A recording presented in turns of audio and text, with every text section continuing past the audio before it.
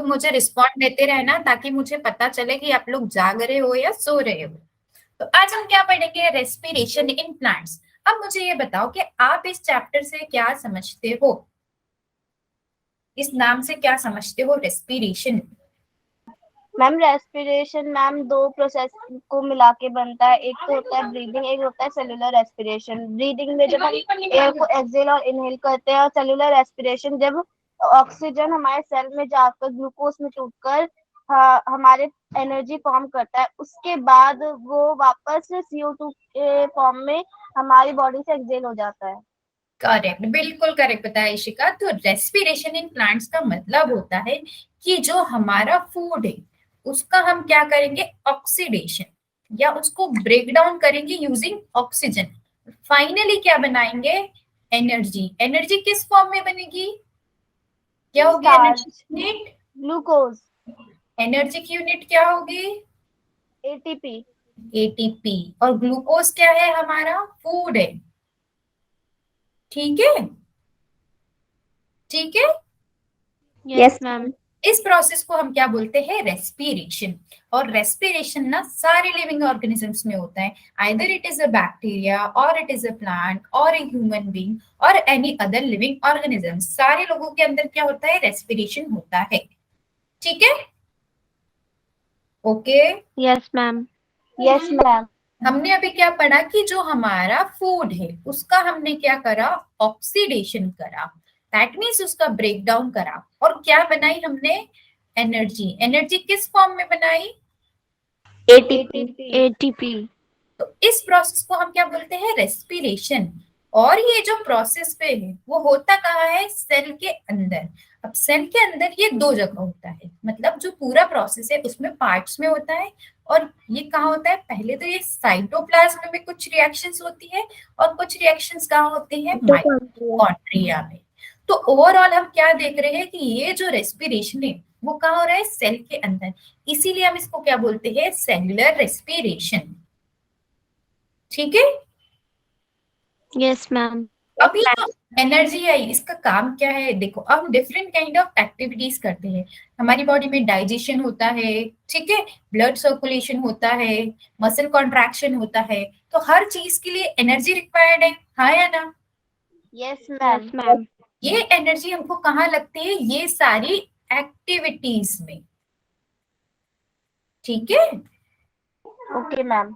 तो हमने रेस्पिरेशन क्यों बना, क्योंकि हमको एनर्जी चाहिए। और ये एनर्जी क्यों चाहिए, ताकि जो बॉडी है वो different kind of actions perform कर पाए। क्लियर है, क्लियर है सबको। Yes ma'am. इस प्रोसेस में क्या होगा, ग्लूकोज या फूड का क्या होगा, ऑक्सीडेशन। दैट मीन्स ग्लूकोज आया जो कहाँ बना था, फोटोसिंथेसिस में। उसमें हमने क्या दिया, O2 को ऐड किया, तो क्या बना यहाँ पर, CO2 रिमूव हुआ, वाटर मॉलिक्यूल रिमूव हुआ, क्या हमें मिली, ATP। That is what, energy. Clear, yes ma'am. Clear. अभी ये जो हमारे पास ऑर्गेनिजम्स होते हैं वो दो कैटेगरी में होते हैं, कौन मैम कौन सी कैटेगरी, यस। मैम एक बार फिर से समझा दो जो आपने पहले समझाया था। ये वाला जो ये मैंने यस लिखा है, मैम। ये वाला, यस मैम। देखो जो फूड आगा, फूड हमारे पास बॉडी में है उसको हम क्या करेंगे, ब्रेक डाउन करेंगे। क्या यूज करके, ऑक्सीजन का यूज करते। तो जब हम उसका ब्रेक डाउन करते हैं तो अल्टीमेटली हमको क्या मिलती है, energy. That is in the form of ATP।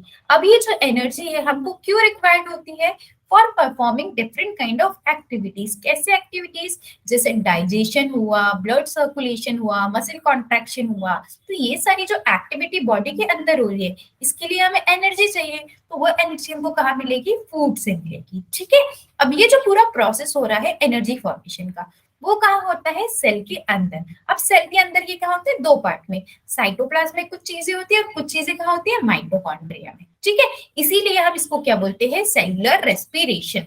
Clear. Yes ma'am.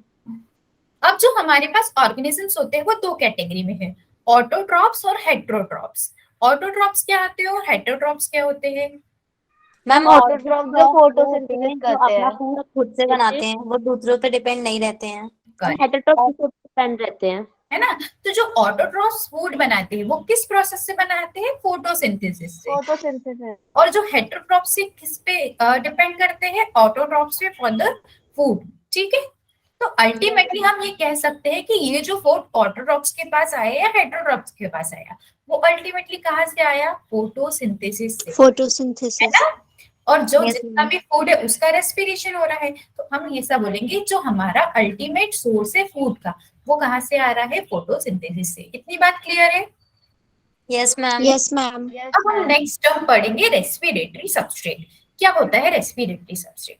यहाँ पर मैं फूड को क्या बोल देती हूँ कि मैंने समझा कि एक्स क्या है, फूड है, ठीक है, और उसका क्या रहा है, ऑक्सीडेशन, जिससे क्या मिल रही है, एनर्जी। इतनी बात तो हमने करी, है ना। Yes ma'am. अब ये जो फूड होता है, हमने बायोमोलिक्यूल्स जब पढ़ा था, तो फूड में क्या होते हैं, डिफरेंट टाइप इसके कंपोनेंट्स होते हैं। इससे क्या हो गया, कार्बोहाइड्रेट्स होते हैं इसमें फूड में, प्रोटीन्स होते हैं, न्यूट्रिएंट। है ना, फैट्स होते हैं, न्यूट्रिएंट्स होते हैं, ऐसे डिफरेंट काइंड्स ऑफ क्या होते हैं, इसके कंपोनेंट्स होते हैं फूड के, है ना। Yes ma'am. अब देखो, इसमें से या तो कार्बोहाइड्रेट का भी ऑक्सीडेशन हो सकता है, प्रोटीन का भी ऑक्सीडेशन होता है, और फैट का भी ऑक्सीडेशन होता है। तो जो इस रिएक्शन में एक्स की जगह ले लेगा, उसको हम बोलेंगे रेस्पिरेटरी सबस्ट्रेट। अगर इस रिएक्शन में प्रोटीन जाता है एक्स की जगह, तो क्या वो रेस्पिरेटरी सबस्ट्रेट होगा, यस मैम। है ना। अगर कार्बोहाइड्रेट जाएंगे तो रेस्पिरेटरी सबस्ट्रेट कार्बोहाइड्रेट हो जाएंगे, और अगर फैट्स इस रिएक्शन में जाएंगे तो रेस्पिरेटरी सबस्ट्रेट कौन होगा, फैट। फैट। ठीक है, इन सब से हमको एनर्जी इससे भी मिलेगी, इससे भी मिलेगी, इससे भी मिलेगी, बट मोस्ट कॉमनली हम यूज क्या करते हैं, कार्बोहाइड्रेट को यूज करते हैं एनर्जी बनाने के लिए। इतनी बात क्लियर है। Yes ma'am. Yes ma'am. ठीक है, तो फोटोसिंथेसिस से क्या हुआ, हमारा फूड बना। जब फोटोसिंथेसिस की प्रोसेस हुई तो ग्लूकोज बना और ऑक्सीजन रिलीज हुआ। अब जो रेस्पिरेशन वाली हमारी क्या है प्रोसेस, उसमें इस ग्लूकोज और O2 का इंटेक होके क्या बनती है, एटीपी। ठीक है, यस मैम। फिर ये जो CO2 रिलीज होता है हमारा किस प्रोसेस में, रेस्पिरेशन में, वो CO2 और वाटर कहाँ जाते हैं, फोटोसिंथेसिस में।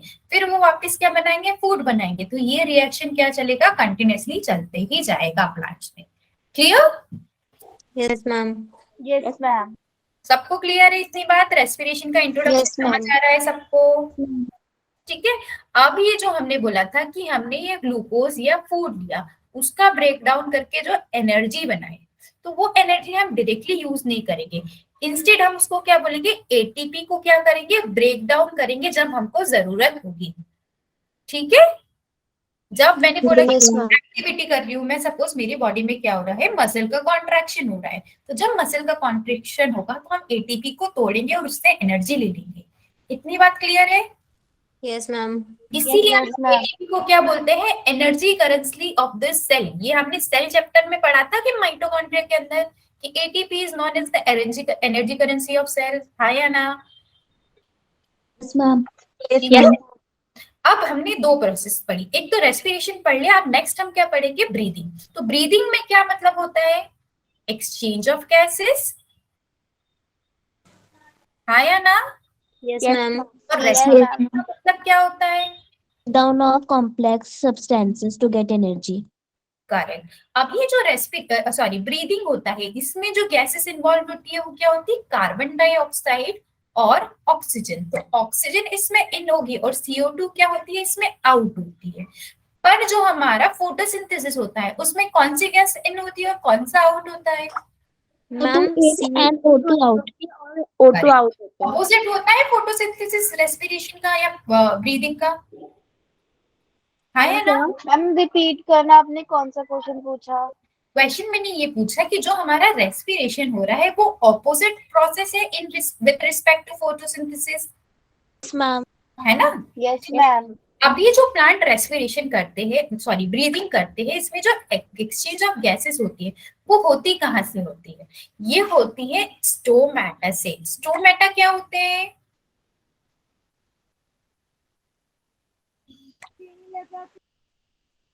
क्या होते हैं स्टोमेटा, पोर्स इन लीफ। जो लीव्स के अंदर पोर से या होल से, जिसके थ्रू गैस क्या हो रही है, बाहर या अंदर जा रही है एटमॉस्फेयर से, वो क्या है, स्टोमेटा। अब ये तो कहाँ है, लीव्स के अंदर। अब बात हुई हमारी स्टेम की, तो स्टेम के अंदर जो पोर्स है उसको हम क्या बोलते हैं, लेंटिकल्स। लेंटिकल्स बोलते हैं ना। अब ये देखो, स्टेम की बात भी हो गई और लीव्स की बात हुई। अब हमारे पास बात आई रूट की, तो रूट किससे रिस्पायर करेगा, रूट हेयर्स से। आपने पढ़े, अगर ये जो रूट्स जैसे होती है, इसमें छोटे छोटे हेयर्स निकले होते हैं, यस मैम। इसको हम क्या बोलते हैं, रूट हेयर्स। तो रूट में किससे रेस्पिरेशन होगा, रूट हेयर से। क्लियर है सबको, यस मैम। है ना। अभी ये जो हमारा प्लांट है, इनके पास कोई स्पेशल ऑर्गन होता है क्या एक्सचेंज करने के लिए, जैसे हमारे पास लंग्स होते हैं, जैसे प्लांट के पास लंग्स होते हैं क्या, मैम नहीं होते हैं ना। No ma'am. तो इनके पास क्यों नहीं होते, कि इसके कुछ सर्टेन रीजन है कि प्लांट को स्पेशल ऑर्गन की जरूरत क्यों नहीं है। तो अभी हमने किसकी बात करी थी, कि जो लीव्स है, रूट्स है और स्टेम है, हर किसी के पास अपने एक्सचेंज करने के लिए अपना, मतलब उनके पास मैकेनिज्म है। तो क्या इनको एक्सचेंज ऑफ गैसेस करने के लिए कोई स्पेशल ऑर्गन चाहिए। अगर लीव्स अपना काम खुद कर रहा है, रूट अपना काम खुद कर रहा है एक्सचेंज ऑफ गैसेस का, और स्टेम अपना काम खुद कर रहा है, तो एक्सचेंज ऑफ गैसेस के लिए हमें कोई स्पेशल ऑर्गन चाहिए क्या, नो मैम। इसीलिए प्लांट्स में नहीं होता है। अब एनिमल्स की बात करें तो उनमें जो गैसियस एक्सचेंज होता है बहुत ज्यादा होता है, क्योंकि जैसे लंग्स से हमने लिया, तो लंग्स से लेने के बाद हमको हर जगह ट्रांसपोर्ट करना पड़ता है। सपोज हमारी मसल्स हो गई पैर की, या हमारा ब्रेन हो गया, तो ये ओवर लार्ज डिस्टेंसेस क्या हो रहा है, गैसेस का ट्रांसपोर्ट हो रहा है। पर प्लांट में देखो, प्लांट में तो हर जगह क्या है, कि लीव्स के पास उसने वहीं के वहीं एक्सचेंज कर लिया, स्टेम ने खुद का कर लिया, और जो हमारा रूट है उसने खुद का कर लिया। तो इसमें गैसेस एक्सचेंज भी कम होगा ना। Ma'am yes ma'am. और जो हमारा लीव्स है वो क्या करती है, फोटोसिंथेसिस। तो फोटोसिंथेसिस में कौन सा इन और कौन सा आउट होता है gases, O2 in and O2 out। होता है, O2 आउट होता है। तो अगर ये फोटोसिंथेसिस में ये O2 आउट हो गया, तो इसको हम डायरेक्टली रेस्पिरेशन में यूज कर सकते हैं, हाँ या ना। Yes ma'am. यस अगर मैम। इसको डायरेक्टली यूज कर लेंगे तो क्या मुझे एटमॉस्फेयर से O2 लेने की जरूरत पड़ेगी क्या, नो मैम। No ma'am. बहुत कम रिक्वायरमेंट होगी ना। अगर प्लांट के अंदर ही ऑक्सीजन ऑलरेडी है, तो क्या हमको बाहर से लेने की जरूरत पड़ेगी। जब हमारी प्लांट की बॉडी के अंदर कम होगी, तब क्या कर लेगा प्लांट, थ्रू स्टोमेटा, लेंटिसेल्स या रूट हेयर क्या कर लेगा, ऑक्सीजन को एब्सॉर्ब कर लेगा, है ना, हाँ या ना। Yes ma'am. ये जो प्लांट के जो सेल्स होते हैं, अगर हम लीव्स की सेल्स की बात करें, मीजोफिल सेल्स, स्टेम्स की सेल की बात करें, रूट की सेल की बात करें, तो देखो हर पार्ट एयर के डायरेक्ट कांटेक्ट में होता है। अब देखो हमारी बॉडी में सपोज क्या है, जो इंटरनल ऑर्गन है वो डायरेक्टली कांटेक्ट में है क्या एयर के, नो मैम। और प्लांट के देखो डायरेक्ट कांटेक्ट में है, तो हर पार्ट क्या कर लेगा, डायरेक्टली गैसेस एक्सचेंज कर ले करेगा। तो इसलिए देखो उनका डायरेक्ट कांटेक्ट होता है एयर के साथ, इसीलिए उनके पास रेस्पिरेटरी ऑर्गन्स नहीं होते हैं। ठीक है, लेंटिसेल्स वाली मैंने बात बता दी कि ये स्टेम में प्रेजेंट रह के क्या कर लेंगे, एक्सचेंज ऑफ गैसेस करेंगे। नेक्स्ट हमारे पास आते हैं पेरेन्काइमा सेल। अपने पेरेन्काइमा, कोलेनकाइमा, स्क्लेरेन्काइमा एनाटॉमी में पढ़े हैं, ये टिश्यूज पढ़े हैं एनाटॉमी में, पेरेन्काइमा, कोलेनकाइमा, स्क्लेरेन्काइमा। तो जो हमारा पेरेन्काइमा होता है वो एक लिविंग होता है, लिविंग टिश्यू या लिविंग सेल। तो जो पेरेन्काइमा होता है उसके बीच, सेल के बीच में क्या होते हैं, इंटरसेल्युलर स्पेसेस होती है। कुछ ऐसी इन सेल के बीच में ये स्पेसेस को हम क्या बोलते हैं, इंटरसेल्युलर स्पेसेस। ठीक है, यस मैम। तो इस स्पेस के थ्रू भी क्या इजीली गैस क्या हो जाती है, ट्रांसपोर्ट हो जाती है। इसीलिए भी हमको क्या चाहिए, प्लांट को स्पेशल ऑर्गन नहीं चाहिए। Clear, yes ma'am. ठीक है। तो अभी हमने टोटल क्या पढ़ लिया है, कि ग्लूकोज जो है उसका क्या करेंगे हम, ऑक्सीडेशन, और उससे बनाएंगे क्या, CO2, वाटर मॉलिक्यूल और ATP। और ATP को हम फाइनली क्या करते हैं, यूज करते हैं for different kind of activities. ठीक है, यस मैम। ठीक है। मैम। अभी ये जो ग्लूकोज को आप बोल रहे हो कि हम क्या कर रहे हैं, ग्लूकोज का कर रहे हैं ब्रेक डाउन, और उसको ब्रेक डाउन करके क्या बनाते हैं, एनर्जी। तो ये जो प्रोसेस है वो एक स्टेप में नहीं होता है, यहाँ पर क्या होती है, बहुत सारी स्टेप्स इन्वॉल्व होती है, सेवरल स्टेप्स में जाकर ये एटीपी बनता है। Clear? Yes ma'am. Yes ma'am. सबको क्लियर है इतनी बात? Yes ma'am. ठीक है। अब देखो, जो क्या ऑक्सीजन का यूज करते हैं उसको हम एरोबिक बोलते हैं या एनएरोबिक रेस्पिरेशन बोलते हैं, जिसमें ऑक्सीजन इन्वॉल्व है। Aerobic. एरोबिक। एक आता है हमारे पास एनएरोबिक और एक आता है एरोबिक। एरोबिक में क्या करते हैं, हम O2 को यूज करते हैं, और एनएरोबिक में क्या करते हैं, O2 को यूज नहीं करते। इतनी बात तो सबको पता है ना? Yes ma'am. अभी ये जो एनएरोबिक वाले है उसको भी हमने क्या करा, दो डिफरेंट टाइप्स में डिवाइड करा। एक को बोला फैकल्टेटिव और एक को बोलते हैं ऑब्लिगेट। ठीक है, अब इन दोनों का मतलब समझे, what are facultative and what are obligate anaerobic, समझे? Guys, are you there? Are you listening to me? Yes, ma'am. अब ये ऑब्लिगेट और फैकल्टेटिव होते क्या है? ऑब्लिगेट का क्या मतलब हो गया, कंपल्सेशन आ गया, यहाँ पर क्या हो गया, मस्ट हो गया। इनके लिए मस्ट हो गया कि ये रेस्पिरेशन O2 के एब्सेंस में ही करेंगे, अगर O2 आ गई तो ये रेस्पिरेशन नहीं करेंगे। क्लियर? Yes ma'am. है ना? अब एक बार ये वाला पॉइंट रिपीट करना, फैकल्टेटिव और एनाएरोबिक, सॉरी ऑब्लिगेट वाला। मैम ये फैकल्टेटेड और ऑब्लिगेटेड वाला एरोबिक में है या एनारोबिक में? एनएरोबिक में है। ये टोटल किसका ये बात कर रहे हैं हम, एनएरोबिक का। ठीक है। Okay ma'am. अब ये जो एनएरोबिक की थी उसमें हमने दो कैटेगरीज बना दी, एक था फैकल्टेटिव एनाएरोब्स और एक था ऑब्लिगेट एनाएरोब्स। तो ऑब्लिगेट वाले कौन से होंगे, कि जो हमेशा रेस्पिरेशन ऑक्सीजन की एब्सेंस में ही करेंगे, अगर उनको आप ऑक्सीजन दे दोगे तो वो रेस्पायर नहीं कर पाएंगे। क्लियर इतनी बात? Yes ma'am. अब ये Yes, ma'am. फैकल्टेटिव क्या होते हैं, फैकल्टेटिव का मतलब होता है कभी कभी वाले, जैसे ये दोनों कंडीशन में क्या कर सकते हैं, रेस्पायर कर सकते हैं। अगर एरोबिक है तो एरोबिक दोनों में कर सकते हैं। अब ये दोनों में कैसे करेंगे, यूजुअली तो हम इसको क्या बोलेंगे कि यूजुअली ये क्या होंगे, एरोबिक, मतलब ये क्या कर रहे हैं कि O2 की प्रेजेंस में क्या कर रहे हैं, रेस्पिरेशन कर रहे हैं। पर सपोज ऐसी कंडीशन आई कि O2 नहीं है, ठीक है, O2 खत्म हो गया, ऐसी कंडीशन आई, yes ma'am. Yes ma'am. O2 खत्म हो गया, तो उसने क्या बोला कि मैं तो अब एनाएरोबिक रेस्पायर कर लूंगा बट मैं लिविंग रहूंगा। समझे या नहीं समझे? Yes ma'am. नहीं समझ में आया ना फैकल्टेटिव का मतलब? मैम आ गया। देखो यूजुअली तो क्या हो रहा है कि आप स्कूल जा रहे हो और पढ़ाई कर रहे हो, पर सपोज किसी रीजन से क्या हो गया, स्कूल बंद हो गया, तो फिर भी आप क्या बोल रहे हो कि मैं पढ़ाई तो करूंगा ही, या तो मैं कोचिंग के थ्रू पढ़ लूंगा या किसी और के थ्रू पढ़ लूंगा, पर मैं पढ़ाई करना नहीं छोड़ूंगा। तो वो क्या होगा, फैकल्टेटिव वाला बिहेवियर। तो यहाँ जो ऑर्गेनिज्म है वो क्या बोल रहा है कि मैं एरोबिक रेस्पिरेशन तो करता ही रहूंगा, पर ऐसी कंडीशन आई कि ऑक्सीजन नहीं मिली, फिर भी मैं रेस्पिरेशन तो करूंगा, पर किस मोड से करूंगा, एनाएरोबिक रेस्पिरेशन से। तो उसको हम क्या बोलेंगे, फैकल्टेटिव एनाएरोब्स। अभी क्लियर है सबको? Yes ma'am. किसी को भी कंफ्यूजन तो नहीं? No ma'am. ठीक है। अभी ये जो एटीपी सिंथेसिस होता है, मैंने क्या बोला कि ये बहुत सारे स्टेप्स में होता है, तो इसका मेजर 3 टाइप के हमारे पास स्टेप है। तो पहला होता है ग्लाइकोलाइसिस। ग्लाइकोलाइसिस का मतलब होता है ग्लूकोज का ब्रेकडाउन। इतनी बात क्लियर है? Yes ma'am. Yes ma'am. कहा, साइटोप्लाज्म में। मैंने बोला था ना कुछ चीजें साइटोप्लाज्म में होती है और कुछ चीजें माइटोकॉन्ड्रिया, तो ग्लाइकोलाइसिस का होता है हमारा साइटोप्लाज्म।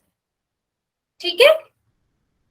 Yes ma'am. तो ये सबसे पहले ग्लूकोज का ब्रेकडाउन हुआ। अभी ये कहा है, या तो एरोबिक में भी जा सकता है या एनाएरोबिक में भी जा सकता है।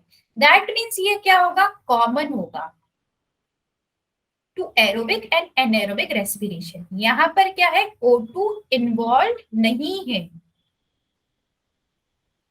सबसे पहले जब हम ग्लूकोज का ब्रेकडाउन करेंगे ना, तब हमको उसको क्या बनाएंगे, जो ग्लाइकोलाइसिस के थ्रू तोड़ेंगे, तो उसमें आप O2 यूज नहीं कर रहे हैं। इतनी बात क्लियर है? Yes ma'am. ठीक है। अब ये जो ग्लाइकोल, यस मैम मतलब ग्लाइकोसिस में होता है कि O2 हम इसमें यूज नहीं करते हैं, हाँ। और जब ग्लूकोज को ब्रेक डाउन करते हैं, और ये वाला जो प्रोसेस है ये साइटोप्लाज्म में होता है। करेक्ट। देखो सबसे पहले ग्लूकोज आएगा, तो ग्लूकोज को हमने क्या बोला कि ग्लूकोज को तोड़ के हम एनर्जी बनाएंगे। तो सबसे पहले जो ग्लूकोज का फर्स्ट स्टेप होता है ना तोड़ने का, मैंने बोला था कि बहुत सेट ऑफ स्टेप्स होते हैं, तब जाके क्या बनता है, एटीपी हमको मिलता है बहुत सारा। ठीक है, तो पहला स्टेप होता है हमारे पास ग्लाइकोलाइसिस की। सबसे पहले ग्लूकोज कहाँ एंटर करेगा, ग्लाइकोलाइसिस में आएगा और कुछ प्रोड्यूस करेगा और थोड़ी बहुत एटीपी बना देगा। फिर इससे जो प्रोड्यूस होगा दैट इज पाइरुविक एसिड। अभी मैं आपको बस याद मत रखना, बस नाम सुनो कि इससे जो बनेगा ग्लूकोज को तोड़ के दैट इज बनेगा वो पाइरुविक एसिड। अब ये जो पाइरुविक एसिड बना है इसके साथ साथ कुछ एटीपी भी बनी थी, पर हम इस पाइरुविक एसिड से भी क्या बना सकते हैं, और एटीपी बना सकते हैं। तो जब हम और एटीपी पाइरुविक एसिड से बनाएंगे और क्या करेंगे, ऑक्सीजन का यूज करेंगे, तब वो कंडीशन क्या हो जाएगी, एरोबिक। क्लियर है? Yes ma'am. मैम बहुत फास्ट हो गया। अच्छा देखो धीरे धीरे सुनना, ठीक है। सबसे पहले ग्लूकोज आया और ग्लूकोज को मैंने तोड़ा, यहाँ पर मेरे को ऑक्सीजन नहीं लगी। ठीक है, इतनी बात क्लियर है? Yes ma'am. Yes, ma'am. Glucose को मैंने कहा थोड़ा ग्लाइकोलाइसिस में। अब ये जो ग्लूकोज को तोड़ा और ग्लाइकोलाइसिस से सपोज कुछ बना, मैं समझू कि ये एक्स बना, अभी सिर्फ एक्स याद रखो। ठीक है, एक्स बन गया ग्लाइकोलाइसिस से। Yes ma'am. जब ये एक्स बना तो थोड़ी बहुत एटीपी बन गई। इतनी बात समझे? Yes ma'am. मैम। हमको तो ग्लूकोज से और भी एटीपी हम लोग जनरेट कर सकते हैं, है ना। थोड़ी बहुत ही बनी यस मैम। से और भी यूज कर सकते हैं। तो पहले तो हमने ग्लूकोज को फर्स्ट स्टेप में तोड़ लिया। अब ये जो स्टेप हुआ उसके बाद जो बना हमारा एक्स, जो ग्लाइकोलाइसिस से बना, वो अगर एनारोबिक रेस्पिरेशन होगा तो कहाँ एंटर करेगा, फर्मेंटेशन के प्रोसेस पे। बट अगर एरोबिक रेस्पिरेशन हो रहा है दैट मीन्स अगर O2 इन्वॉल्व है तो वो कहाँ एंटर करेगा, क्रैब्स साइकिल और ETS। ये होगा हमारा ग्लूकोज को आगे फर्दर ब्रेक डाउन करने का प्रोसेस। समझे? Yes ma'am. सब समझ गए? Yes ma'am. अभी बस इतना थोड़ा बस ओवरव्यू ले लो, इसके बाद हम ग्लाइकोलाइसिस, फर्मेंटेशन, क्रैब्स साइकिल और ETS ये पूरा डिटेल में पढ़ने वाले हैं, पूरा 1 to 1 डिटेल में कि किससे कैसे बन रहा है, कितने एटीपी बन रहे हैं, कितने एटीपी कंज्यूम हो रहे हैं, सब लोग सब पूरा डिटेल में पढ़ेंगे। ठीक है, अभी बस एक थोड़ा सा ओवरव्यू है चैप्टर की कि इस चैप्टर में हम लोग पढ़ने क्या क्या वाले। क्लियर? ओके मैम, समझ Okay, आ गया। ma'am. तो आज अभी हम सबसे पहले क्या पढ़ेंगे, ग्लाइकोलाइसिस। तो ग्लाइकोलाइसिस का मैंने क्या मतलब बताया, मैंने आपको ये लाइसिस वर्ड का मतलब बताया था फोटोलाइसिस और वाटर में। क्या था लाइसिस वर्ड का मतलब? Ma'am break down. Down of glucose. Correct. तो लाइसिस वर्ड जहां भी आ जाएगा वहां हम क्या बोलेंगे कि यहाँ पर हो रहा Breakdown. और ग्लाइको से मतलब है हमारा यहाँ पर ग्लूकोज। ग्लूकोज। तो दैट मीन्स इस प्रोसेस का क्या हुआ मतलब, break down of glucose. But यहाँ पर ऑक्सीजन रिक्वायर्ड नहीं है। ठीक है, यस मैम। ये ऑक्सीजन नहीं ले रहा है दैट मीन्स क्या होगा, ये कॉमन होगा टू एरोबिक एंड एनएरोबिक। याद रखोगे, अगर कोई भी ऑर्गेनिज्म है अगर वो रेस्पिरेशन हो कर रहा है तो उसमें ग्लाइकोलाइसिस होगी ही। ठीक है, yes okay ma'am. Ma'am.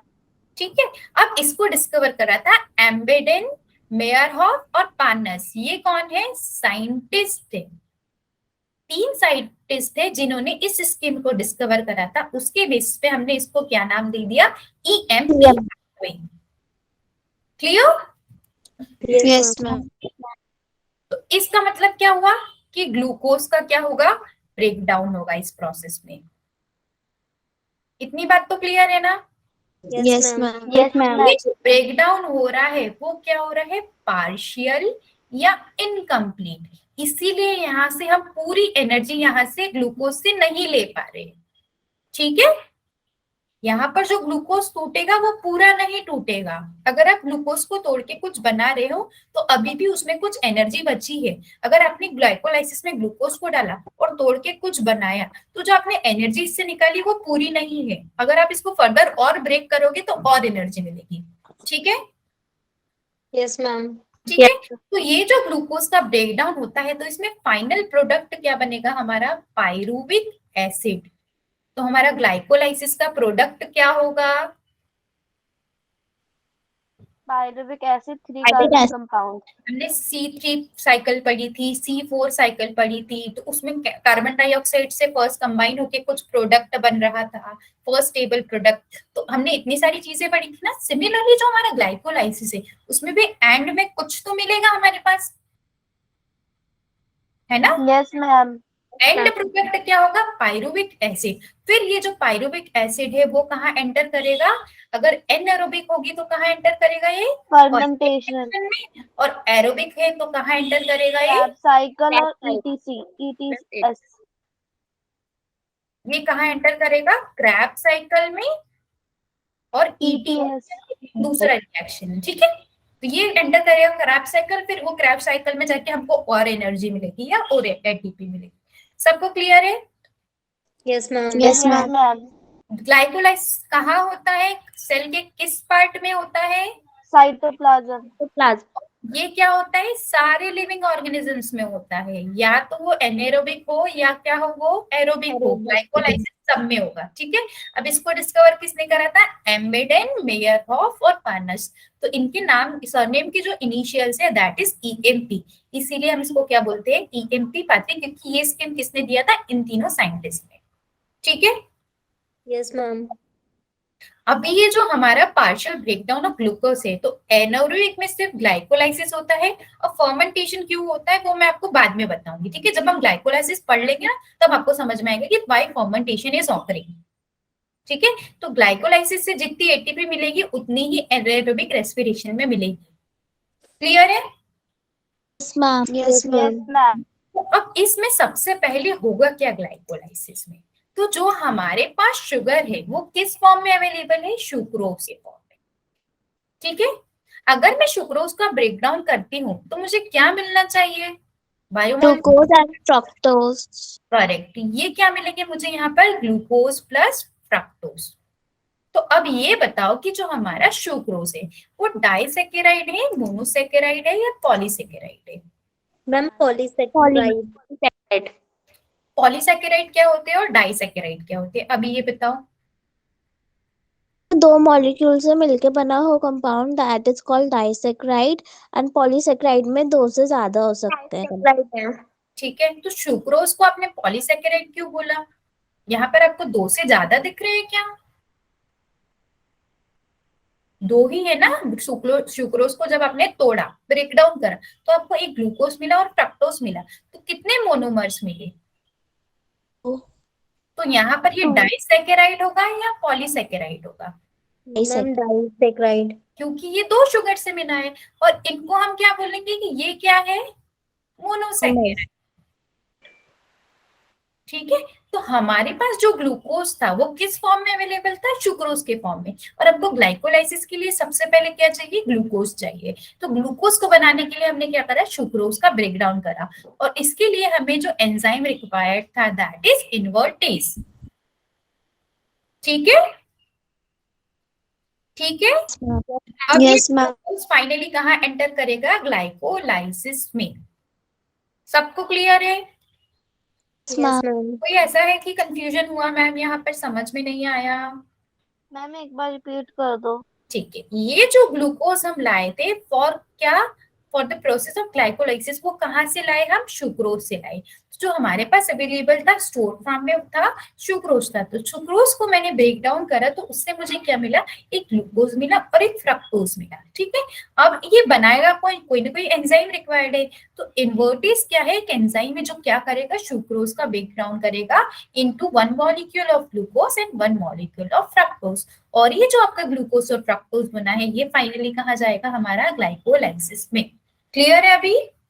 Yes ma'am. Yes, ma'am. तो ये ग्लूकोज हमने कहा मैम से? ये दोनों जाएंगे। हाँ, ग्लूकोज और फ्रक्टोज में डिफरेंस क्या है? दोनों आइसोमर ही होते हैं ना। Yes, ma'am. आइसोमर का मतलब क्या होता है? बोला सेम होता है पर स्ट्रक्चर अलग है इनके। तो ग्लूकोज और फ्रक्टोज दोनों का फॉर्मूला क्या होता है? C6H12O6, बट इसमें जो H और OH का अरेंजमेंट होता है दैट इज डिफरेंट, इसीलिए हम इसको बोलते हैं आइसोमर। तो फ्रक्टोज भी क्या किस में कन्वर्ट हो सकता है? ग्लूकोज में, और ग्लूकोज किस में कन्वर्ट होता है? फ्रक्टोज में हो सकता है। दैट मीन्स दोनों पाथवे एंटर कर सकते हैं। Yes ma'am. Yes ma'am. Yes ma'am.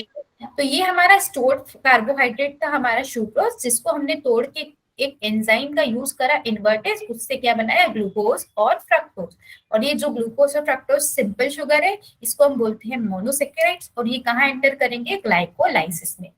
Clear है सबको? Yes ma'am. ठीक है। अब ये जो ग्लाइकोलाइसिस होता है इसके कुछ स्टेप्स होते हैं, दैट इज टोटल 10 स्टेप होता है, जिसमें जो पायरुविक एसिड मैंने बोला था प्रोडक्ट बना है वो 10 स्टेप में बनेगा। ठीक है, ठीक है। Okay ma'am. तो ये जो ग्लूकोज और फ्रक्टोज था ये ग्लाइकोलाइसिस में एंटर करा। तो जब ग्लूकोज एंटर करा तो सबसे पहले उसमें मैंने क्या करा? एक फॉस्फेट को ऐड किया, और यहाँ पर जो एंजाइम मुझे लगा दैट इज हेक्सोकाइनेज। ग्लूकोज में एक फॉस्फेट ऐड करे 6th पोजीशन पे, तो क्या बनेगा? Glucose 6 phosphate. Okay, yes ma'am. Okay ma'am. अब यहाँ पर मैंने डाल दिया आइसोमरेज। तो आइसोमरेज डालने से ये क्या बन गया? फ्रक्टोज 6 फॉस्फेट, क्योंकि आइसोमर का काम क्या है? जो अरेंजमेंट है उसको चेंज कर देना। तो इसने ग्लूकोज को किस में कन्वर्ट किया? फ्रक्टोज में कन्वर्ट कर दिया, और 6 फॉस्फेट वैसा का वैसा ही। क्लियर? Yes ma'am. तो अब मैंने क्या बोला आपको कि ये जो ग्लाइकोलाइसिस है कितने स्टेप का होता है? 10 स्टेप्स का, 10 स्टेप। है ना। अब इसमें क्या होता है? कुछ स्टेप्स में एनर्जी कंज्यूम होती है और कुछ स्टेप्स में एनर्जी क्या होगी? प्रोड्यूस होगी। Clear? Okay ma'am. Yes ma'am. 1 by 1 steps देखे। Yes ma'am. तो यस मैम। सबसे पहले हमारे पास क्या आया? ग्लूकोज आया, जो कि 6 कार्बन का कंपाउंड था। उसको हमने एक फॉस्फेट ऐड किया, तो क्या हमारे पास आया? Glucose 6 phosphate. ठीक है, ठीक है। Yes yes ma'am. मैम। अब ये जो फॉस्फेट आया वो कहाँ से आया? हमारे सेल के पास एटीपी थी, उसने एक एटीपी से क्या रिमूव कर लिया? एक फॉस्फेट रिमूव कर लिया, और किसको दे दिया? ग्लूकोज को दे दिया। तो जब एक एटीपी से एक फॉस्फेट रिमूव हो जाएगा तो क्या बचेगा? एडीपी बचेगा, yes ma'am. Yes ma'am. Phosphate. तो यहाँ पर एनर्जी कंज्यूम हुई या यूटिलाइज? यूटिलाइज। कंज्यूम हुई या यूटिलाइज हुई? यूज करा या उसको आपने मतलब जो आपके पास था वो यहाँ प्रोड्यूस हुई या कंज्यूम हुई? This words would be consume. ज्यूम। Consume. कर ली ना हमने। तो यहाँ पर फर्स्ट स्टेप में हमारी स्टेप 1 में क्या हो गई? एनर्जी यूज हो गई। ठीक है। अब नेक्स्ट स्टेप में क्या हुआ कि यहाँ पर हमने डाला आइसोमरेज को, तो उसने ग्लूकोज 6 फॉस्फेट से क्या बना दिया? Fructose 6 phosphate. क्लियर है? Yes ma'am. अब फ्रक्टोज 6 फॉस्फेट में मुझे एक और फॉस्फेट को ऐड करना है, जैसे हमने यहाँ पर एक फॉस्फेट को ऐड किया था, अब इसी में मुझे एक फॉस्फेट को और ऐड करना है, और क्या बनाना है? Bi phosphate. ठीक है। Yes ma'am. तो ये फॉस्फेट में कहाँ से लेके आई? इस एटीपी हमारे पास था, उस एटीपी से हमने एक फॉस्फेट लेके किसको दे दिया? फ्रक्टोज 6 फॉस्फेट को। और जब एक एटीपी से एक फॉस्फेट रिमूव कर दिया तो क्या बचेगा? एडीपी बचेगा। Yes ma'am. Yes yes ma'am. फिर हम ये कह सकते हैं कि जो स्टेप 1 थी और स्टेप 3 थी वहां पर क्या हो गया? एनर्जी कंज्यूम हो गई। क्लियर है इतनी बात? Yes ma'am. Yes ma'am. Hariram scientist के नाम है एम्बेडेन, मेयरहॉफ और हमारा पार्नस। ठीक है। अब हमारे पास आया था स्टेप 3 में क्या फॉर्म हो गया था? Fructose 1,6 biphosphate. ठीक है। Yes ma'am. ये कितने कार्बन का है? देखो 6 कार्बन का कंपाउंड है। Yes ma'am. अब Yes. जब मैंने इसको क्या करा? ब्रेक डाउन करा। तो जब इसको मैंने ब्रेक डाउन करा तो मैंने क्या बना लिए? 3 कार्बन की 2 डिफरेंट मॉलिक्यूल्स बना लिए। अगर मैं 6 को तोड़ूंगी तो अगर मुझे 2 इक्वल पार्ट में तोड़ना है तो 3 और 3 होंगे, यस मैम। Yes ma'am. तो ये क्या हो गया कि जब फ्रक्टोज 1,6 बाइफॉस्फेट को तोड़ा तो 3 कार्बन के 2 डिफरेंट कंपाउंड बने। अब ये 2 डिफरेंट कंपाउंड क्या है आपका? फॉस्फोग्लिसरल्डिहाइड और डाइहाइड्रोक्सी एसीटोन फॉस्फेट, DHAP और PGL। ये दोनों बन गए। Yes ma'am. अब ये दोनों भी क्या है, ग्लूकोज और फ्रक्टोज के जैसे हैं। क्यों? क्योंकि ये क्या है, आइसोमर है एक दूसरे के। जो हमारा पीजीएल है और डीएचएपी है वो क्या है, आइसोमर। मतलब क्या, इनका केमिकल फॉर्मूला तो सेम है बट स्ट्रक्चर क्या है, डिफरेंट। डिफरेंट होगा। ठीक है, तो देखो जो फर्दर रिएक्शन में हमारा क्या हो रहा है, फिफ्थ स्टेप, इसमें होगा आइसोमरेज का यूज। ये एंजाइम क्या कर देगा कि डीएचएपी जो हमारे पास आया था उसको किस में कन्वर्ट कर देगा, पीजीएल में। क्योंकि फर्दर रिएक्शन में हम किसका यूज करेंगे, पीजीएल का। तो डीएचएपी भी जो बना था वो किस में कन्वर्ट हो गया, पीजीएल में। इतनी बात क्लियर है?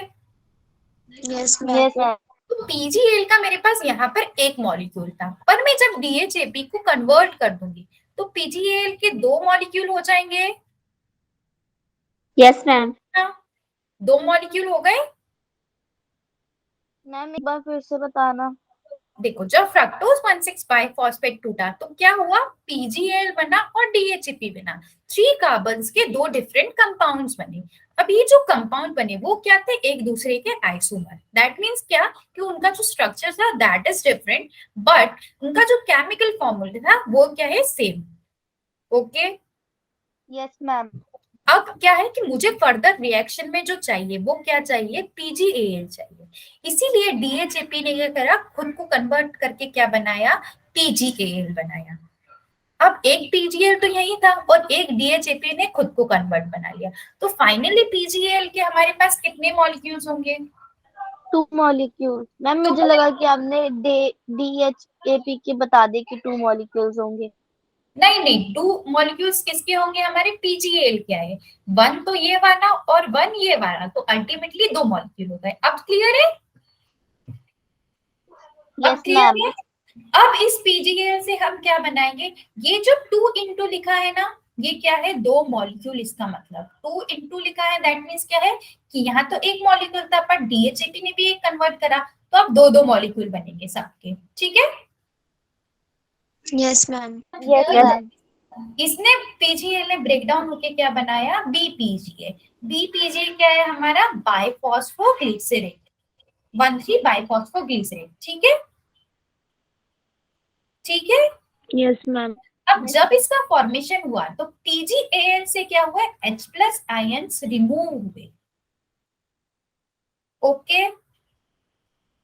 Yes ma'am. Yes ma'am. अब ये जो H प्लस आयंस रिमूव हुए, इसको क्या करा कि सेल के पास ऑलरेडी NAD था और NAD ने क्या करा, इस H प्लस आयंस को एक्सेप्ट।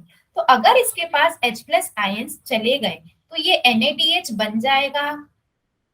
Yes ma'am. अगर एक पीजीएल के लिए एक NADH बन रहा है तो दो पीजीएल के लिए कितने NADH बनेंगे, 2। यहाँ पर अल्टीमेटली हम क्या कर सकते हैं कि जब एक ग्लूकोज को लिया तो हमारे पास कितने NADH प्रोड्यूस हो गए, 2 प्रोड्यूस हो गए। इतनी बात क्लियर है? Yes ma'am. Yes ma'am. ये जो बीपीजीए फर्दर जाएगा और ये क्या बना लेगा, PGA, that is phosphoglyceric acid. ठीक है। Yes ma'am. अब यहाँ पर क्या था, बाइफॉस्फो था, मतलब कितने फॉस्फेट से इसके पास, बीपीजी के पास 2 फॉस्फेट थे, यहाँ पर 2 फॉस्फेट थे, है ना? अरे हाँ। Yes ma'am. और फॉस्फोग्लिसरिक के पास कितना है, 1 फॉस्फेट है। मतलब यहाँ से 1 फॉस्फेट रिमूव हो गया जब बीपीजीए से पीजीए बना। Yes ma'am. Yes ma'am. ये जो फॉस्फेट आया उसको किसने एक्सेप्ट कर लिया, इस एडीपी ने। इसमें से 1 फॉस्फेट एडीपी के पास आया, तो फाइनली क्या बनेगा प्रोडक्ट, ATP। तो अब एनर्जी ATP प्रोड्यूस हुई या कंज्यूम हुई, प्रोड्यूस। Ma'am produce. तो हम एनर्जी प्रोड्यूस वाली स्टेप 7 में लिख सकते हैं।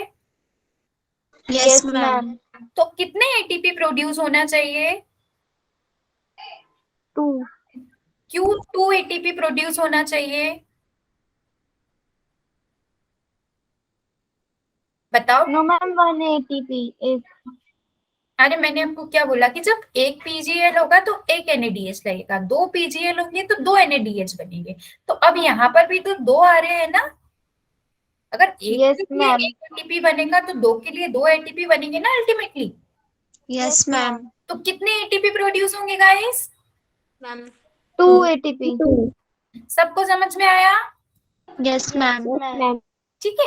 अब ये जो फॉस्फोग्लिसरिक एसिड था ये जाएगा नेक्स्ट स्टेप में। अब 2 मॉलिक्यूल चलते जा रही है, ध्यान रखना है ना, 2 मॉलिक्यूल्स। Yes ma'am. ठीक है, तो इसका कन्वर्जन किसमें हुआ? फॉस्फोग्लिसरेट में हुआ।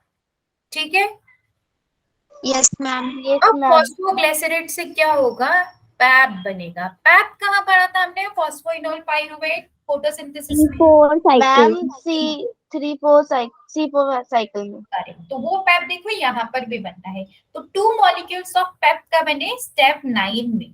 और ये जब हुआ तो क्या हुआ? वाटर मॉलिक्यूल एलिमिनेट हुआ। तो कितने वाटर मॉलिक्यूल्स एलिमिनेट होंगे यहाँ पर? 1 या 2? 2 मैम। ठीक है।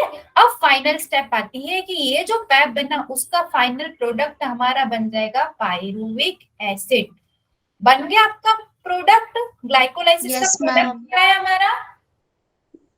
Pyruvic acid. मैम इसे पाइरुवेट भी बोलते हैं ना? हाँ, इसको हम पाइरुवेट भी बोलते हैं। इसके 2 नाम है। ठीक है, ठीक है। Yes ma'am. अब देखिए, ये जो 10th स्टेप हुआ उसमें भी क्या हुआ कि एक फॉस्फेट रिमूव हुआ था। तो उस फॉस्फेट को एक्सेप्ट कौन करेगा? एटीपी। और प्रोड्यूस क्या कर लेगा? एटीपी। तो यहाँ पर एनर्जी प्रोड्यूस हुई या कंज्यूम हुई? प्रोड्यूस। कितने एटीपी प्रोड्यूस हुए स्टेप 10 में? Ma'am 2 ATP। अब मुझे ये बताओ कि फाइनली देखना है ना, यहाँ पर कितने एटीपी कंज्यूम हुए? कंज्यूम कितने हुए स्टेप 1 और 3 में? मैम 2। 4 नहीं होंगे ना? नो मैम 2 होंगे। क्योंकि यहाँ पर 6 कार्बन का एक ही कंपाउंड चल रहा था, वहां पर 6 कार्बन का जब स्प्लिट हुआ तो अब 2-2 होने लगे। तो देखो 2 एटीपी यहाँ पर कंज्यूम हो गए। ठीक है, उसके बाद अगले वाले चार्ट में क्या पढ़ा हमने कि 2 NADH प्रोड्यूस हुए और 2 ATP प्रोड्यूस हुई। उसके बाद 2 ATP फिर से प्रोड्यूस हुई। तो अल्टीमेटली कितनी एनर्जी प्रोड्यूस होगी? मैम पिछली वाली स्लाइड दिखाना 2 मिनट। ठीक है, ये देखो। और पिछली वाली भी दिखाना है क्या? कंज्यूम भी ध्यान रखना और प्रोड्यूस भी याद रखना। और टोटल प्रोड्यूस कितने होंगे ये बताना। Ma'am 2 ATP। टोटल आप बोल रहे हो? Final ma'am 12। 2 ATP और क्या बने? NADH कितने बनेंगे? मैम याद है? हम 1। 2 NADH बने थे ना, 2 मॉलिक्यूल के लिए 2 Yes, ma'am. NADH। यहाँ देखो। ठीक है, अब यहाँ पर 2 ATP क्यों प्रोड्यूस होंगे? 2 तो यहाँ भी हो गए और 2 यहाँ भी हो गए, तो अल्टीमेटली 4 होना था। मैम तो कंज्यूम भी तो हुआ है। करेक्ट। तो अल्टीमेटली क्या थे? हमारे पास 4 एटीपी बने तो थे पर -2 एटीपी भी हुए। कौन कौन से स्टेप में हमने कंज्यूम करे थे? स्टेप 1 और 3 में। तो जब मैं 4 में से 2 माइनस ऑलरेडी कर दिए तो हमारे पास अल्टीमेटली कितनी एनर्जी मिली हमको? सिर्फ 2 एटीपी। Yes ma'am. सब लोग Yes, समझ गए? ma'am. ग्लाइकोलाइसिस समझ में आया? मैम एक NADH में 3 ATP होते हैं ना? हाँ। अब ये तो आपका NADH बना है ना, ये कहाँ एंटर करेगा आपका? ये डायरेक्टली आपको एटीपी नहीं देगा। इंस्टेड ये कहाँ एंटर करता है? इलेक्ट्रॉन ट्रांसपोर्ट सिस्टम में, ETS में। तो जब हम ETS पढ़ेंगे ना तो ये NADH याद रखना, भूलना मत। ठीक है, ठीक है। Yes ma'am. ये NADH कहाँ एंटर करेगा? ETS में, और फाइनली जाके वहां पे जाके वो ATP बनाएगा। क्लियर? ये वाले एटीपी तो हम यूज कर सकते हैं पर NADH वाले नहीं कर सकते। इसको हमको क्या करने का पड़ेगा? कन्वर्ट करना पड़ेगा। क्लियर? Yes ma'am. अब सारी रिएक्शन एक साथ पढ़ ले, सारी 10 steps. Yes ma'am. Yes ma'am. तो सबसे पहले आएगा ग्लूकोज। तो ग्लूकोज कहाँ से आया था? मैम सुक्रोज से। सुक्रोज का क्या हुआ था? ब्रेक डाउन हुआ था, उससे हमने क्या बनाया? ग्लूकोज। तो इसको ग्लूकोज को हम क्या करेंगे? नेक्स्ट स्टेप में भेज के क्या करेंगे? एक फॉस्फेट को ऐड करेंगे। तो इसके लिए मुझे एक एंजाइम चाहिए, उसको बोलते हैं हेक्सोकाइनेज या ग्लूकोकाइनेज, दोनों सेम नेम है। ठीक है, तो सबसे पहले क्या बना, ग्लूकोज 6 फॉस्फेट। अब इसमें एक एटीपी कंज्यूम हुई या प्रोड्यूस हुई, मैम कंज्यूम। कंज्यूम। तो स्टेप 1 में क्या हो गया, एक एटीपी कंज्यूम हो गई। अब इस ग्लूकोज 6 फॉस्फेट को किस में कन्वर्ट करेंगे हम, फ्रक्टोज 6 फॉस्फेट में। इसके लिए मुझे कौन सा एंजाइम चाहिए, आइसोमरेज। ठीक है, मैम एक बार स्टार्टिंग से करवा दो। ठीक है। तो हमको चाहिए ग्लूकोज सबसे पहले, तो वो ग्लूकोज कहाँ से आता है, सुक्रोज को ब्रेक डाउन करके। जब सुक्रोज को ब्रेक डाउन करा तो हमको मिला ग्लूकोज। इस ग्लूकोज को सबसे पहले हम एक फॉस्फेट देंगे, ठीक है, तो बनाएंगे ग्लूकोज 6 फॉस्फेट। इस एंजाइम, इस रिएक्शन को कैटलाइज कौन कर रहा है, हेक्सोकाइनेज या ग्लूकोकाइनेज। तो जब ये फॉस्फेट में ऐड कर रही हूँ तो ये फॉस्फेट कहाँ से आएगा, हमारा एटीपी से। एक एटीपी से हम एक फॉस्फेट निकाल लेंगे, ग्लूकोज को दे देंगे, फिर बचेगा हमारे पास सिर्फ एटीपी। तो इस हमारी जो स्टेप है उसमें हमारी एक एटीपी क्या हो गई, कंज्यूम हो गई। Clear? Yes ma'am. Yes ma'am. अभी ये जो ग्लूकोज 6 फॉस्फेट है उसको हम कन्वर्ट करेंगे फ्रक्टोज 6 फॉस्फेट में, और इसके लिए हमें जो एंजाइम लगेगा दैट इज आइसोमरेज। ठीक है, यस मैम। अब फ्रक्टोज 6 फॉस्फेट में हमको क्या करना है, एक फॉस्फेट को ऐड करके क्या करना है, बिस फॉस्फेट बनाना है, या टोटल उस मॉलिक्यूल में 2 फॉस्फेट देना है। तो इसके लिए मुझे जो एंजाइम चाहिए दैट इज फोस्फोफ्रक्टोकाइनेज, और ये हमारा फॉस्फेट भी कहाँ से आएगा, एक एटीपी से। तो यहाँ पर भी एटी कंज्यूम होगा या प्रोड्यूस होगा, कंज्यूम होगा। कंज्यूम। है ना। तो स्टेप 1 और 3 में क्या हुआ, हमारा एटीपी, एक एक एटीपी कंज्यूम हो गई, तो टोटल 2 एटीपी कंज्यूम हो चुकी है अभी तक। इतनी बात ma'am. क्लियर है। अब ये Yes, जो ma'am. 1,6 बाइफॉस्फेट है वो कितने कार्बन का कंपाउंड है, 6 कार्बन 6 का। Carbon.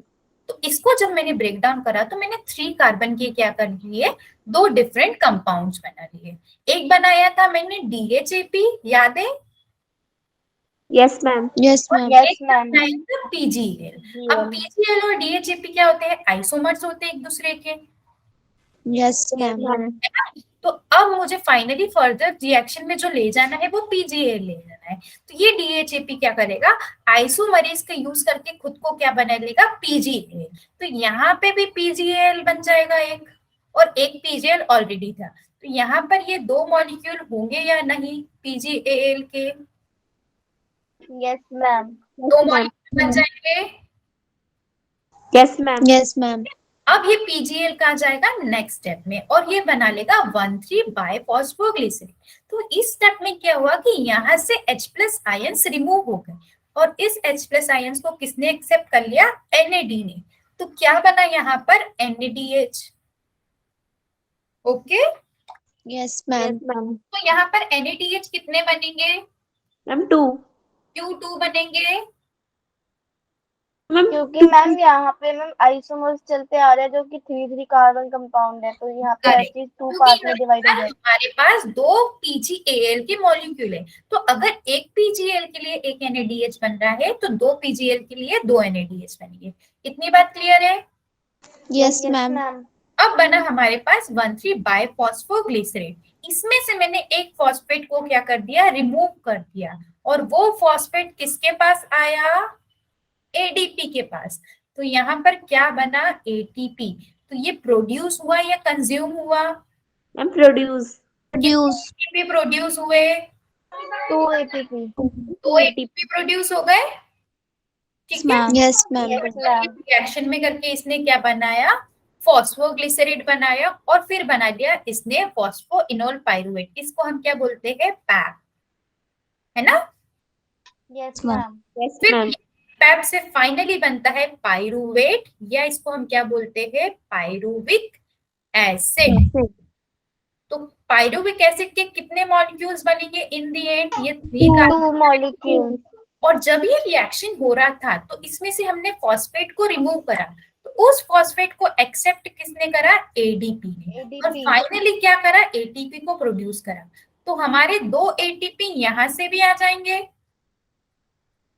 Ma'am total 10 ATP produce होंगे ना इसमें से।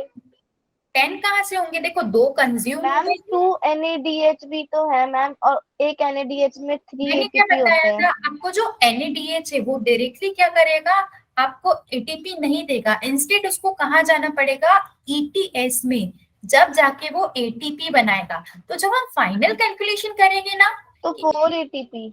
हाँ, अभी कितने बने ग्लाइकोलाइसिस में, सिर्फ कितने बनेंगे 4 एटीपी बने हैं, और उसमें से भी क्या हो गया था, 2 तो कंज्यूम हो गए थे। तो टोटल एनर्जी कितनी है हमारे पास यहाँ पर, 4 एटीपी 2 प्रोड्यूस ATP। हुए थे और उसमें Yes, से ma'am. 2 तो कंज्यूम हो गए थे, Yes, है ना। ma'am. अल्टीमेटली 2 ही एटीपी मिले। Yes, ma'am. और यस मैम। NADH प्रोड्यूस हुए थे। NADH कहाँ जाएंगे, ETS में। और ETS में डायरेक्टली। एटीपी देंगे। ठीक है, यस मैम। ग्लाइकोलाइसिस समझ में आया सबको। Yes ma'am. Yes ma'am. ये वाला चार्ट आप लोग अच्छे से पढ़ लेना, साथ ही साथ आपको ये यहाँ क्या क्या रखना है, आपको सारी स्टेप्स के ये सब याद रखना है। ठीक है, किससे किसका कन्वर्जन हुआ, कितने एटीपी कंज्यूम हुए, कौन कौन से यहाँ पर एंजाइम रिक्वायर्ड हुए, कितने एटीपी बने, कैसे बने, किसके कितने मॉलिक्यूल्स थे, सब कुछ याद होना चाहिए। ठीक है, क्वेश्चन। मैम नेम याद रखने की कोई ट्रिक है इसमें, क्योंकि मैम मुझे नेम याद नहीं होते।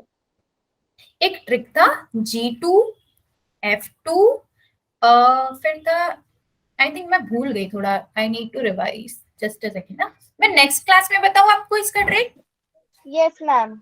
मैम। कुछ ऐसा था कि ये ग्लूकोज, सो फिर ग्लूकोज 6 फॉस्फेट, फिर एफ से हम याद रखेंगे फ्रक्टोज 6 फॉस्फेट और फ्रक्टोज 165 फॉस्फेट, फिर कुछ P3 या कुछ ऐसा था, मेरे को एग्जैक्टली याद नहीं आ रहा है, फिर मैं आपको ट्रिक नेक्स्ट क्लास में बता दूंगी। ठीक है, ओके मैम। Okay ma'am. पूरा ग्लाइकोलाइसिस पढ़ के आना। ठीक है, और स्टार्टिंग का जो पढ़ाया था वो भी। मैम। ओके आप मैम। लीव नहीं करोगे, हम लोग अब क्या करेंगे, पेपर डिस्कस करेंगे। Clear. Okay ma'am. Yes, ma'am. Just give me a second, मैं अपना स्क्रीन फिर से प्रेजेंट करती हूँ।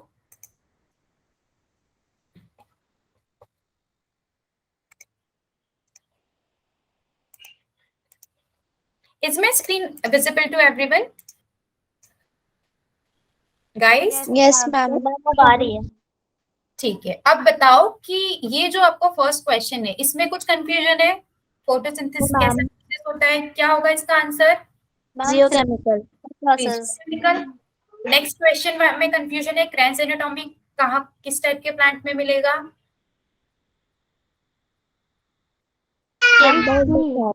क्या गाइस, कंफ्यूजन है क्या। मैम। ठीक है, क्रैंस एनाटॉमी पहले तो बताओ किस वाले को पार्ट प्लांट C4। C4 मिलना था, इतना तो पता है ना आपको। अब C4 प्लांट के हमको यहाँ पर कैरेक्टरिस्टिक आइडेंटिफाई करते हैं।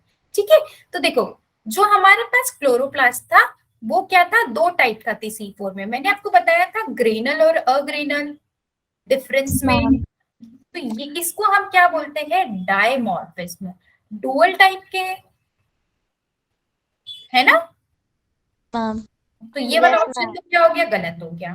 ठीक है, अब ये जो सर्कुलेंट बिहेवियर है, सर्कुलेंट बिहेवियर किसका होता है, गैम प्लांट्स का होता है, जो कम वाटर में ग्रो करते हैं उसको बोलते हैं हम सर्कुलेंट बिहेवियर। तो ये ऑप्शन भी Ma'am, सही है। है ना guys, yes ma'am. Yes ma'am. है ना। अब हमारे पास थर्ड ऑप्शन आता है कि सेंसिटिव टू हाई टेम्परेचर, हमको C4 प्लांट्स कहाँ मिले थे, हॉट और ड्राई एरिया में। Yes ma'am. दैट मीन्स वो क्या है, वहां टॉलरेट कर सकते हैं, सेंसिटिव नहीं है। Yes, ma'am. ये ऑप्शन भी क्या हो जाएगा, इनकरेक्ट हो जाएगा। अब लास्ट ऑप्शन आता है हाई प्रोडक्टिविटी। अब बताओ इस प्लांट में फोटो रेस्पिरेशन होता है या नहीं, C4 में मैम।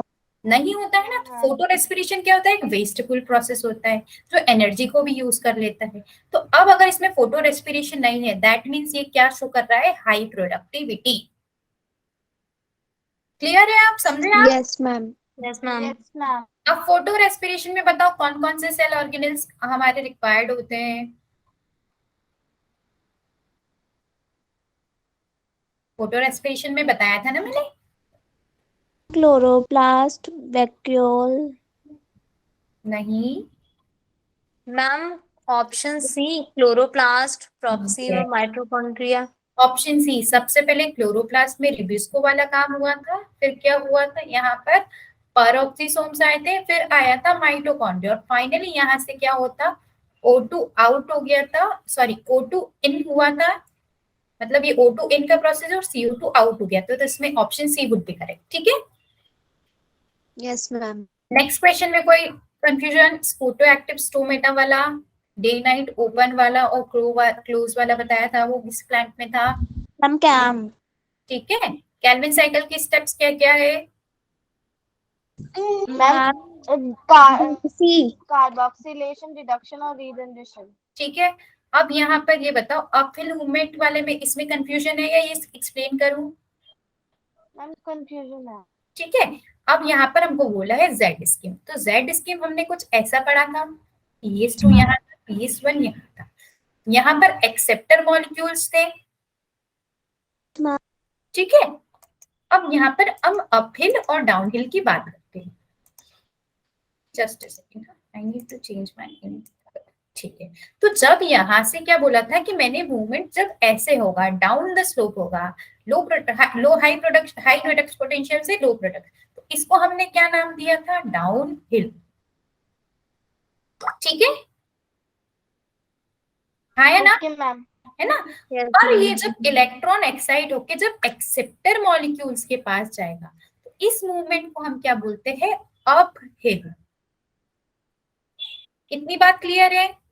Yes ma'am. यस ठीक है, मैम। अब one by one option wise जाते हैं। देखो, फर्स्ट ऑप्शन में लिखा है कि फियोफाइटिन से कहा प्लास्टोक्विनोन की तरफ इलेक्ट्रॉन जा रहा है, तो फियोफाइटिन Downhill। मेरा यहाँ होता है, सही है। प्लास्टोक्विनोन यहाँ होता है, तो ये वाला मूवमेंट डाउनहिल है या अपहिल है? Ma'am down. दैट मींस ये गलत हो गया। ठीक है, अब नेक्स्ट ऑप्शन होता है movement of electrons with in cytoplasm, तो मैंने बोला था ये जितने भी एक्सेप्टर मॉलिक्यूल्स है वो हम क्या बोलते हैं? साइटोप्लाज्म। तो अगर इसमें मूवमेंट हो रहा है तो ये भी डाउनहिल होगा, तो ये भी इनकरेक्ट हो जाएगा। Yes ma'am. अब फेरोडॉक्सिन यहाँ होता है और इलेक्ट्रॉन ये NAD+ को यहाँ देता है। ठीक है, तो ये भी क्या होता है? Uphill movement. का भी क्या हो गया? इनकरेक्ट हो गया। सॉरी, इसमें अपहिल डाउनहिल का कुछ नहीं है, तो ये भी क्या हो गया? इनकरेक्ट हो गया। ठीक है, यस मैम। Okay ma'am. अब नेक्स्ट हमारे पास आता है कि PS1 से FAS कॉम्प्लेक्स तक, मतलब ये PS1 है और एक्सेप्टर मॉलिक्यूल यहाँ पे लिखा है FAS कॉम्प्लेक्स, तो यहाँ पर अपहिल मूवमेंट है या डाउनहिल? अपहिल। मैम अब तो करेक्ट ऑप्शन क्या होगा? डी। ठीक है, डी। Yes ma'am. अब इस क्वेश्चंस में यहाँ पर तो 10% ऑफ सनलाइट हमने जो फैक्टर्स पढ़े थे, है या ना? Yes ma'am. Yes ma'am. ठीक है, C3 साइकिल में ये क्या बनेगा? CO2 को यूज करके RUBP से जब 2 molecules of 3 PGA। ठीक है, अब ये वाला क्वेश्चन, रेड ड्रॉप इफेक्ट आपको पता है क्या? पता है या नहीं? जल्दी बताओ। No no ma'am. मैम। देखो, जब लाइट हम 680 नैनोमीटर से कम देने लगेंगे तो उसमें जो फोटोसिंथेसिस, अब हमारा मतलब इसमें फोटोसिंथेसिस, अब बताओ पहले PS1 और PS2 को कितनी वेवलेंथ लगती है काम करने के लिए? PS2 को 650 nanometers। 700 नैनोमीटर। इसको 680 लगता है। अगर मैं 680 से कम वाली दे दूंगी तो क्या PS1 या PS2 दोनों में से कोई भी काम कर पाएगा क्या? No ma'am. No ma'am. दोनों इनएक्टिवेट हो गए।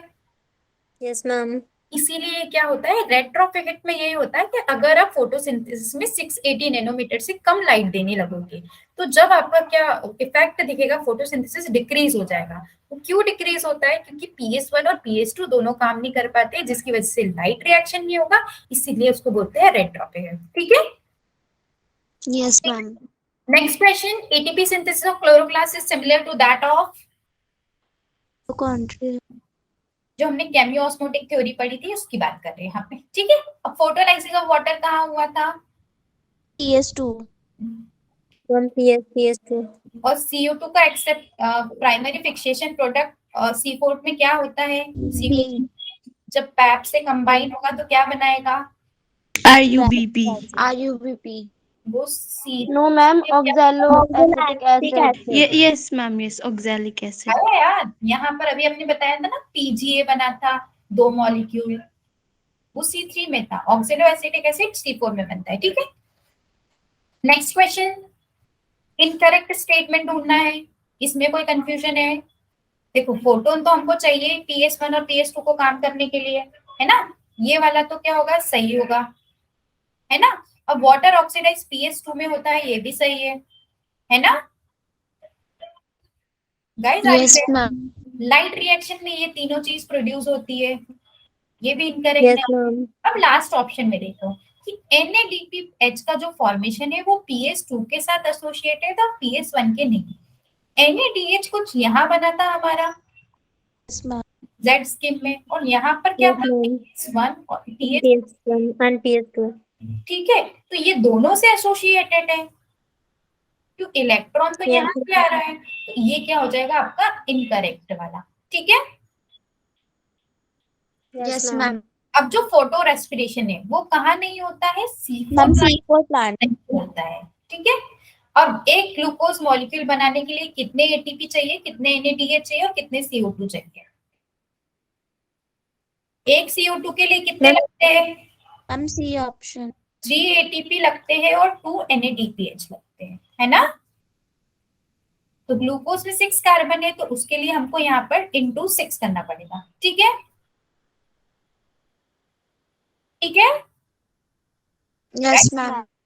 मैम। नेक्स्ट क्वेश्चन है व्हेन लोडिंग ऑफ सुक्रोज। ये आपका जो है फोटोसिंथेसिस से क्वेश्चन नहीं है, ये आपका है ट्रांसपोर्ट वाले से। तो देखो व्हेन लोडिंग क्या होता है, जो फूड का मूवमेंट होता है ना, उसको हम बोलते हैं व्हेन लोडिंग। इतनी बात क्लियर है।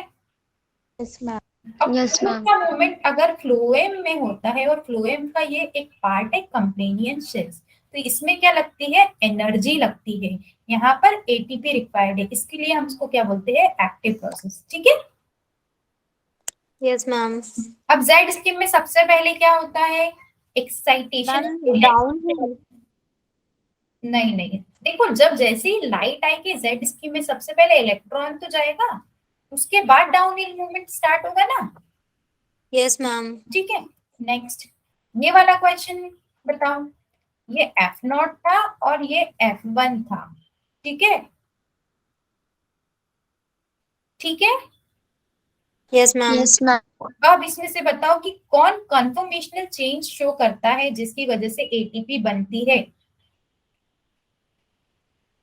ये मैंने बहुत अच्छे से पढ़ाया था आपको, जल्दी बताओ। ये ATP सिंथेस है, हाँ या ना। डायग्राम याद आ रहा है, कोई है या गए सब लोग। मैम सी। सी होगा ना। F1 में क्या होता है, मैंने बोला था F1 में स्ट्रक्चर चेंज होता है, जिसकी वजह से क्या होता है, ये ADP को पकड़ के ATP बना देता है। तो इसमें D आएगा इसका आंसर, मतलब name wise D but option wise C। ठीक है, Yes, ma'am. अब फोटोसिंथेसिस C4 प्लांट्स में कहाँ होता है, A and B. मैम बोते मीजोफिल में कार्बन का फिक्सेशन हुआ, और बंडल शीट में क्या बना था हमारा, C3 साइकिल होके ग्लूकोज प्रोडक्ट हुआ था। फोटोलाइसिस ऑफ वाटर में क्या होता है, बैलेंस्ड इक्वेशन, जब दो H2 हो जाते हैं तब जाके एक O2 बाहर निकलेगा, और साथ ही साथ 4 इलेक्ट्रॉन और 4 H+ आयंस आते हैं। ठीक है, इसमें तो I don't think so confusion होगा। इस क्वेश्चन में कंफ्यूजन है, हाँ ना बोलो जल्दी, आप लोगों का टाइम जा रहा है। Yes ma'am. ठीक है, तो कंफ्यूजन है ना। देखो first carbon di of acceptor in C4 क्या होता है, एक्सेप्ट करने वाला पैप होता है या PGA होता है, पैप होता है। यहाँ पर हमको करेक्ट फाइंड करना है, तो ये तो इनकरेक्ट हो गया। अब C3 प्लांट में फर्स्ट स्टेबल प्रोडक्ट RUPP बनता है या PGA बनता है, पीजीए पीजीए। इनकरेक्ट हो गया। अब साइक्लिक फोटोरेसिडेशन में क्या बनता है, सिर्फ और सिर्फ ATP, तो ये करेक्ट है।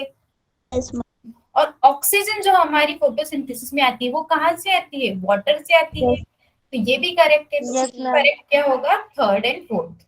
ठीक है, Yes, ma'am. अब यहाँ पर देखो ये क्वेश्चन में कंफ्यूजन है या नहीं, डिस्कस करें, कर ले जल्दी जल्दी बताओ। Ma'am yes. कर लेते हैं, चलो सारे कर लेते हैं। तो देखो इसमें लिखा है वाटर पेपर का लॉस होना, दैट मीन्स उस प्रोसेस को हम बोलते हैं ट्रांसपीरेशन। इतना तो पता है ना। Yes ma'am.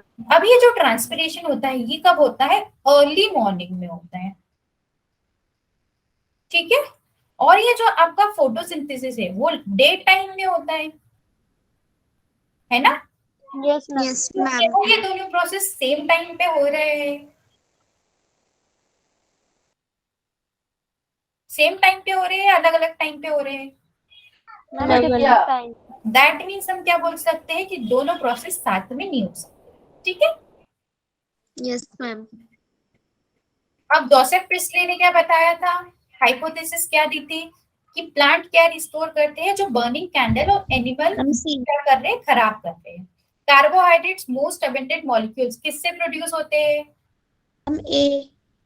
क्योंकि कुछ ग्रीन सल्फर बैक्टीरिया भी पड़े थे, वहां पर कार्बोहाइड्रेट नहीं बन रहा था, ठीक है। अब C4 plant are more efficient and C3 plants, क्यों,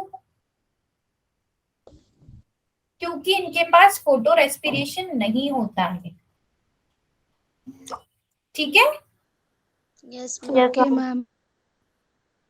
CO2 का फिक्सेशन होके जो एंजाइम लगा था वो कौन सा एंजाइम था, Ma'am, C4 में, Case. करेक्ट। अब एक एनर्जी डायग्राम जो ट्रांसफर ऑफ इलेक्ट्रॉन बता रहा था, इसको हमने क्या बोला था, scheme.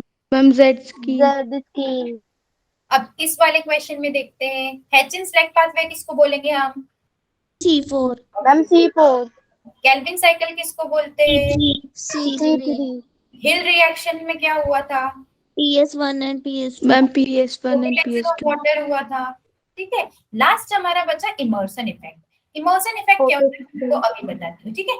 जो इमर्सन इफेक्ट क्या होता है कि जब हम 680 नैनोमीटर और 700 नैनोमीटर दोनों वाली लाइट प्रोवाइड करेंगे तो क्या फोटोसिंथेसिस इंक्रीज होगा, Yes, ma'am.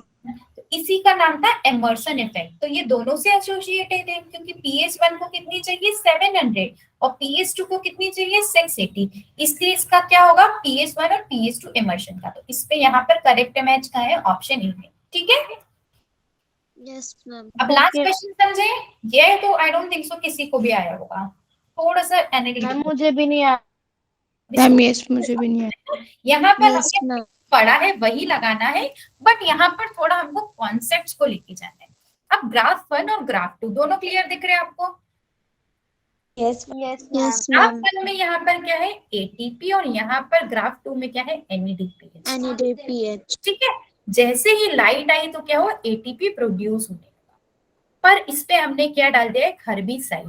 अब ये बताओ हर्बिसाइड क्या होता है, आपको पता है क्या, No, ma'am.